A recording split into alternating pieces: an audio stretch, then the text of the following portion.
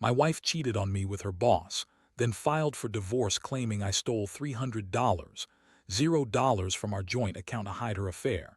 And now she's suing me for half the house and my inheritance from my grandparents worth over $1 million. Hello everyone. Before we begin today's video, I need your help.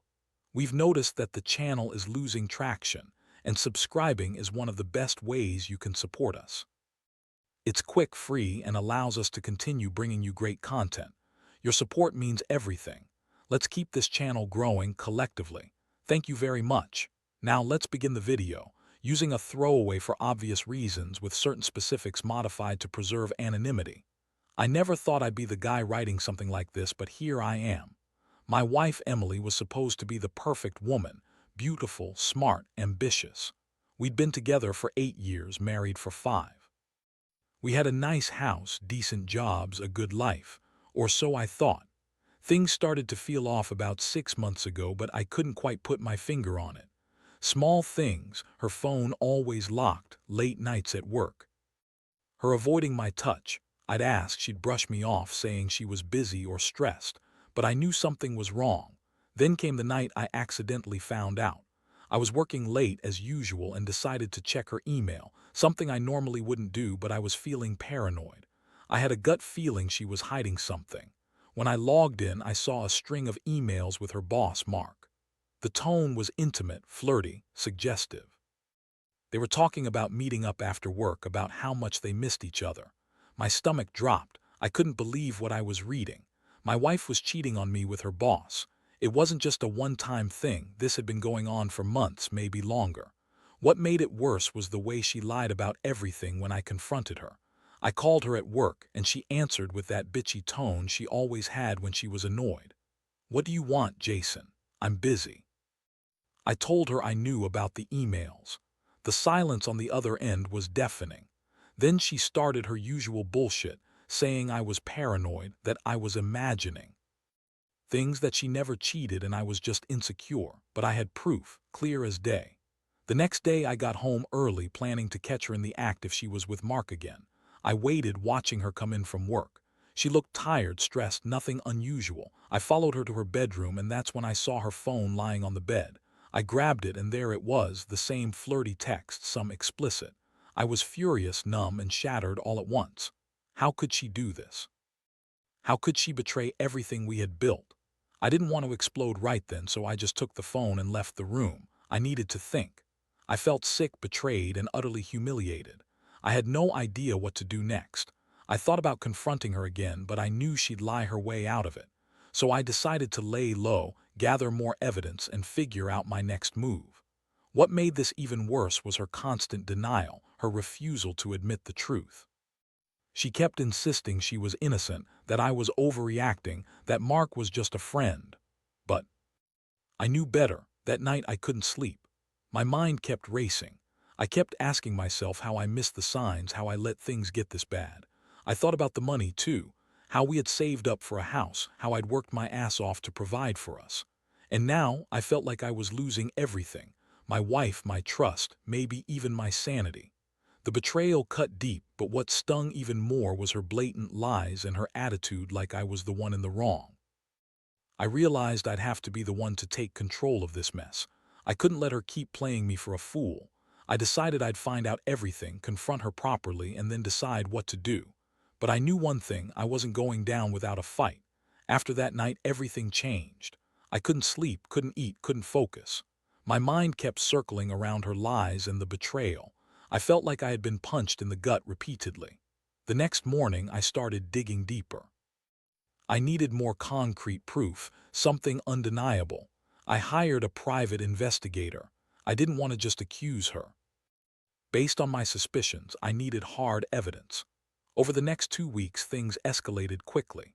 The pie caught her sneaking out late at night, meeting Mark in a hotel downtown. There were photos, her kissing him, holding hands, even going inside a room together. It was worse than I imagined. The woman I loved was sleeping with her boss, and she was lying to my face every day. She had told me she was working late, going to the gym, or meeting friends. All lies. She was with him, doing God knows what. While all this was happening, Emily kept up her act at home. She throw tantrums, accuse me of spying, call me paranoid. She even claimed I was stealing money from our joint account, said I took $300, $0 to hide her affair. That was her way of flipping the script, trying to make me look guilty. She filed for divorce, claiming I was a thief, that I'd been embezzling. I couldn't believe her audacity. She was the one cheating, and now she was painting me as the villain. I found out she'd been draining our savings, transferring money into secret accounts. I discovered she had a whole stash of cash hidden away. She'd been planning this divorce for months, I think. All the while, she kept playing the innocent victim, crying to her friends about how I was controlling and unfaithful. Meanwhile, she was the one sneaking around with Mark, planning her escape. I was furious. Not just hurt, but furious. How could she do this to me? After everything I'd sacrificed, working long hours, paying for her tuition, supporting her dreams, she turned around and betrayed me like this. And all the while she was lying, gaslighting, trying to make me out to be the bad guy. I knew I had to act fast. I started gathering all the evidence I could, screenshots, bank statements, hotel receipts. I wanted everything documented. If this was going to end, I was going to do it on my terms, not hers. One day I confronted her directly. I sat her down, showed her the evidence I had collected. Her face turned pale, but she quickly recovered, throwing her head back with that bitchy smirk. "You're crazy, Jason. You're just jealous because I'm more successful than you. You're insecure." She denied everything, even as I laid out the photos and bank records. She told me I was paranoid, that I was making it all up. But I knew the truth, and I wasn't going to let her keep lying her way out of this. That confrontation was the breaking point. My heart was pounding, but I kept my cool. I told her I was done playing her game. I said I'd file for divorce and I'd fight for everything I deserved: our house, my inheritance, the money she'd tried to steal. She looked at me with that same bitchy glare, trying to manipulate the situation, but I was done falling for her lies. I had evidence and I was ready to fight. I knew she'd try to spin it, try to twist the story, but I had enough. I was prepared to take her to court, to expose her for what she really was: a liar, a cheater, and a thief. I couldn't believe I'd let it get this far, but I was determined to come out on top. I refused to be the victim of her schemes anymore. I was hurt, yeah, but also angry, and that anger was fueling my resolve. I had to get out of this, not just for myself, but for the life I wanted to rebuild. This was war, and I was ready to fight for everything I had left. The legal process moved faster than I expected, probably because I had all the evidence stacked against her. Emily didn't take long to lawyer up, and suddenly I found myself in a courtroom, fighting not just for my reputation, but for the little I had left. She spun her lies, claiming I was a controlling husband, that I'd been secretly stealing money from the account to ruin her, and that she deserved half the house and my inheritance. Her tone was bitchy, dismissive, like I was just some obstacle she had to get past to start her new life with Mark. What really hit me hard was how she insisted she was the victim. She said she was only trying to find herself, that Mark was just a fling, and that I'd been emotionally abusive. The courtroom was a blur of her crying crocodile tears, her lawyer spinning her stories, and my own frustration boiling over. I had to stay calm, present the evidence, and prove her lies. I had bank statements showing the large transfers. She'd hidden texts from hotels, emails from Mark confirming their affair. It was all there. The judge listened carefully, and I could tell she was convinced. The evidence was irrefutable. But Emily, the bitch, kept twisting her story, trying to paint herself as the wronged wife. She claimed I'd been controlling, that I'd been jealous, that I'd even threatened her. None of that was true, but I knew her game. She was trying to turn the tables to make me look like the bad guy. I kept my cool, knowing I had everything on my side. In the end, the judge awarded me the house, our home, the place I'd worked so hard to pay for. She was furious, throwing tantrums in court, insisting she was entitled to half because she contributed to the mortgage. I wanted to scream at her that her contribution was based on deceit and lies, but I held back. I knew the truth was on my side. My inheritance from my grandparents, which was worth over $1 million, was protected. The judge ruled I'd keep it all, especially since Emily's accusations of theft were proven false. That stung, her trying to steal my future, and yet I Felt a strange sense of victory. But the fight wasn't over yet. Emily filed a countersuit claiming I stolen the money to hide her affair. She even went as far as claiming I'd embezzled from our joint account, trying to justify her own betrayal. I knew it was a desperate move, a last-ditch effort to save her reputation or maybe to punish me. I had to prepare for a long battle, and I knew her lawyers would dig up anything they could to twist the story further. Throughout all this, I couldn't help but feel betrayed on a deeper level. I'd worked so hard to build a life with Emily, trusting her with everything. Seeing her lie, cheat, and manipulate her way through this was a punch to the gut. I kept asking myself how I missed the signs, how I didn't see what she was capable of. And yet, part of me also felt relief. This nightmare was finally starting to come to an end. I'd get some of my life back, even if it meant starting over alone. The worst part was her constant bitchy attitude, even as she lost in court. She refused to accept defeat gracefully. Instead, she spat venom, accusing me of being a terrible husband, of forcing her into this mess. She called me controlling and manipulative, but I knew the truth. I was just a guy who loved his wife and tried to make the marriage work. Now I was left with the aftermath, financial ruin, emotional scars, and the bitter taste of betrayal. But I also knew I'd survive this. I had to. Because at the end of the day, I realized that some people, especially ones like Emily, are just not worth the pain. I'd learn from this, rebuild, and move on. That's what I told myself every night, even as I stared at the empty house and wondered what the future held. The aftermath of the court ruling felt like a heavy weight lifting off my shoulders, but the damage went far beyond legal papers and bank statements. Emily was furious, of course. She refused to accept her defeat quietly. Instead, she doubled down on her bitchy attitude, throwing tantrums every chance she got. She called me all sorts of names, controlling, paranoid, unfaithful herself, and insisted that the judge was biased. Honestly, it was exhausting. I couldn't believe how she kept spinning her lies, even after everything was proven. The thing is, her accusations about me stealing money to hide her affair were completely false. I had proof, screenshots, bank records, even hotel receipts, but she kept insisting I was the one embezzling. She said I'd been planning to ruin her reputation all along, which was laughable considering I'd been blindsided just as much as anyone else. The truth was, I was the one who uncovered her affair, and now I was the one paying the price.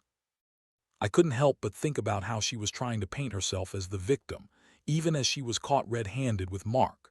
Financially, I was devastated. That inheritance from my grandparents was supposed to be my safety net, a way to start fresh after all this mess. Now, Emily was suing me for half the house and claiming I stolen from our joint account.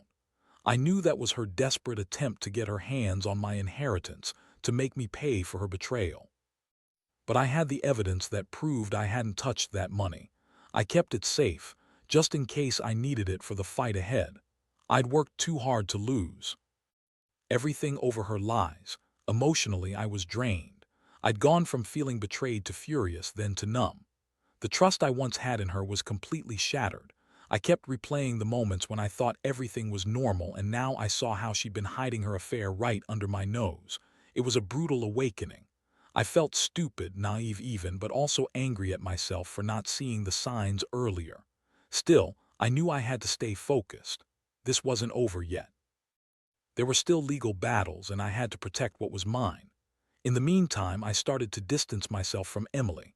I moved out of the house into a small apartment nearby. It was hard seeing her every day, knowing she was with Mark, knowing she was lying to my face. But I refused to let her control me anymore. I knew I had to rebuild my life piece by piece. I spent hours going through my finances, making sure everything was in order. I contacted my lawyer to prepare for the next phase of the fight. She was trying to take everything I had, but I wasn't going down without a fight. One night, I sat alone in my new place, thinking about everything. The betrayal, the lies, the money lost, and the future I once envisioned. It all felt like a nightmare I couldn't wake up from. I kept asking myself how I could be so blind, how I let her manipulate me for so long. But then I remembered how she always had that bitchy smirk, that dismissive attitude when she was lying, and I realized I needed to focus on moving forward. I couldn't change the past, but I could control what came next. I started seeing a therapist to help process everything. It was a strange thing, admitting I'd been blindsided and manipulated, but it helped. I also started working out more, trying to regain some sense of control over my body and mind. I knew I had to be strong, mentally, financially, emotionally. I had to rebuild my reputation and protect my inheritance. The legal battle was still ongoing, but I was determined. I wasn't going to let Emily take everything from me, especially not my future. As I sat there, looking at the empty walls of my new apartment, I realized I was finally beginning to accept what had happened. It was a brutal lesson in trust and betrayal, but also a wake-up call. I'd been naive, yes, but I was also resilient. I'd come out of this smarter, tougher, and more cautious. I'd learned that some women, like Emily, are manipulative and selfish, willing to do anything to get what they want. And I'd learned that revenge isn't about violence or destruction. It's about protecting what's yours and making sure the truth comes out. That's what I was doing now. And I wasn't done yet. The legal battles dragged on longer than I expected, but I stayed focused. Every day, I pushed myself to gather more evidence, to reinforce my case. Emily's lawyer kept trying to spin her lies, claiming I'd been controlling, manipulative, and that I'd stolen the money to hide her affair. But I had the facts on my side, and I made damn sure they saw it. The court hearings were intense, with her bitchy attitude shining through every time she tried to dismiss the truth or blame me for her own betrayal. One thing I realized was how much her accusations about my supposed theft of $300, $0, were a desperate attempt to cover her own tracks. She kept insisting I was embezzling, even though I had bank statements showing I'd never touched that money. I knew she was trying to turn the court against me, to make it seem like I was the bad guy while she played the victim. But I had the receipts, the emails, the hotel receipts, and the texts from Mark. All of it painted her as the real criminal here. Meanwhile, I also had to deal with the fallout of her suing me for half the house and my inheritance. I knew she was after my grandparents' estate, over $1 million, trying to claim it as her own, but I had everything documented. My grandparents left that inheritance to me, and I had proof that I was the sole beneficiary. The judge saw through her lies, and I was awarded full ownership of the house. That was a huge win, but it didn't come easy. Emily was furious, cursing and throwing tantrums in court. She insisted she deserved half because she'd helped pay the mortgage, even though she'd been secretly screwing her boss and draining our savings. What really made me angry was how she kept trying to manipulate the situation. She'd cry in court saying I was a terrible husband, that I was emotionally abusive, and that she was the victim. She even claimed I'd threatened her, which was a blatant lie. I knew her game. She was desperate to turn the tables to make herself look innocent, even as she was caught red-handed with Mark. Her bitchy attitude was on full display, and I could see she was losing her grip. Her lies were unraveling. I also learned that she'd been planning her escape for months. She was secretly transferring money, hiding assets, and even talking about starting a new life with Mark. It was like watching a train wreck unfold in slow motion. I couldn't believe how cold and calculating she'd been. All the while, she was calling me controlling and jealous, trying to make me look like the bad guy. But I had the evidence, and I was ready to fight her every step of the way. In the midst of all this, I found a strange sense of clarity. I realized that revenge isn't just about fighting back. It's about protecting yourself and your future. I had to be smart and patient. I kept my emotions in check, knowing that every move I made was for my own good. I didn't want to stoop to her level, but I also wasn't going to let her manipulate me anymore. I was determined to come out of this with my dignity intact and my assets protected. The hardest part was seeing her bitchy smirk, that dismissive attitude every time she thought she was winning. She refused to accept defeat gracefully, even as the court rulings went against her. I knew she'd keep fighting, trying to drag this out longer, hoping to bankrupt me or scare me into giving up. But I wasn't going to let her. I'd come too far. I'd fought too hard. I was ready for whatever she threw at me next. I'd learned that some people will lie, cheat, and manipulate just to get what they want. But I also learned that truth has a way of coming out, and when it does, the liars get exposed. That's what kept me going, knowing that justice would prevail, no matter how bitchy or manipulative she was. By the time everything was finally settled, I felt a strange mix of relief and exhaustion. The court had ruled in my favor on almost every front. I kept the house, the inheritance was protected, and her claims of theft were dismissed outright. Emily's bitchy attitude hadn't softened. She still spat accusations and refused to accept defeat gracefully. But I no longer cared about her attitude. I had fought for what was mine, and I had won. That victory, slim as it was, felt like a huge weight off my shoulders. Looking back, I realize how much I underestimated her. Emily was manipulative, selfish, and willing to lie her way out of anything: her affair, her financial schemes, even her marriage. She lied about everything, trying to turn herself into the victim while secretly planning her escape with Mark. I was blind to her true nature for too long, trusting her blindly, thinking she was the perfect wife. Now I see that some women are just like that, bitchy, entitled, and willing to do whatever it takes to get what they want, even if it means destroying everything in the process. The financial damage she caused hurt deeply. I had poured years into building our life, saving for the future, working tirelessly to provide. And she, her greed, her betrayal, almost took it all away. But I learned a hard lesson: never trust blindly, especially with someone who shows signs of manipulation and deceit. I also learned that revenge isn't about revenge at all. It's about protecting yourself and making sure the truth comes out. I had to be relentless, patient, and strategic, things I never thought I'd have to do. Now I'm rebuilding. I've moved out of the wreckage of our marriage into a new place, a fresh start. I've cut ties with Emily completely. I don't want to hear her bitchy voice or see her manipulative face anymore. I've been focusing on my career, my finances, and my mental health. I've started therapy to process everything, to forgive myself for missing the signs, and to heal from the betrayal. Most importantly, I've learned to trust myself again, trust my judgment, my instincts, and my ability to move forward. As I sit here now, reflecting on everything, I realize that I'm stronger than I thought. I survived her lies, her manipulations, her betrayal. I kept my dignity intact, protected what mattered most, and walked away from a toxic situation.